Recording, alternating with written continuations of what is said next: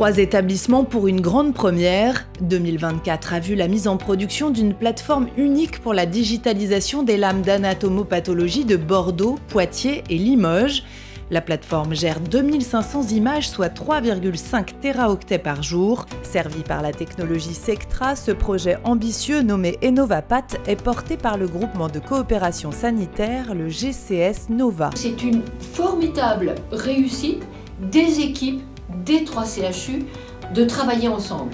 Et donc c'est vraiment l'exemple de ce que le GCS Nova cherche à faire, c'est-à-dire faire coopérer des équipes dans un but à la fois d'attractivité pour les personnels, et je crois que c'est une réalité, dans un but également d'amélioration de la qualité pour les patients, et clairement EnovaPath va permettre des deuxièmes avis, des échanges, la prise en charge de certaines activités des CHU lorsqu'il y a des difficultés.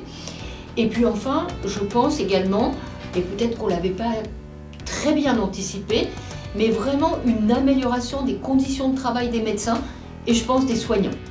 Pour des raisons écologiques et économiques, le choix a été fait d'une plateforme centralisée pour les 3 sites. La base de données est donc unique et les informations circulent d'un site à l'autre. Une prouesse technologique au vu de la volumétrie des données traitées. L'interopérabilité a été un enjeu central. Sur le projet, on a 3 systèmes déjà qui sont très hétérogènes. On a des systèmes informatiques où finalement on s'aperçoit que Bordeaux, Limoges et Poitiers possèdent quasiment aucun logiciel en commun. Donc l'une des difficultés, c'était mettre en place finalement des flux pour faire communiquer les différents logiciels avec la plateforme Sectra. Donc il y a différents flux qu'on va retrouver, des flux assez simples qui vont permettre de faire véhiculer l'identité mouvement. Donc ça, c'est des flux à travers nos gammes, des flux simples. Et ensuite, l'une des grosses difficultés, c'était surtout de connecter finalement nos systèmes de gestion de laboratoire, donc d'un côté DaVinci et de l'autre côté Dynamics, avec le système Sectra IDS7. La clé de voûte du projet réside dans la coopération sanitaire à tous les niveaux. La condition sine qua non, c'est qu'il fallait qu'un hébergeur certifié HDS, et il se trouve que le CHU de Limoges s'est engagé de longue date dans cette démarche. Et ensuite, ça a été tout le travail de conventionnement, donc il y a un travail de collaboration et de conventionnement juridique qui est une étape indispensable et complexe, et un montage qui se fait à travers un GCS, le GCS Nova, qui porte l'ensemble du projet et qui porte tous ces aspects financiers. Ensuite, la construction des liens, puisqu'il faut des liens très haut débit entre les différents établissements, donc entre les différents CHU.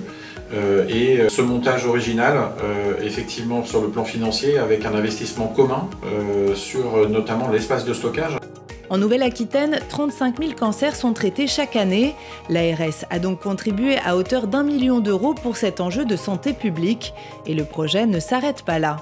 On a pu mettre en place un appel à manifestation d'intérêt pour les établissements périphériques en région Nouvelle-Aquitaine pour qu'ils se dotent de scanners de l'âme et qu'ils puissent justement travailler en lien avec la plateforme EnovaPath.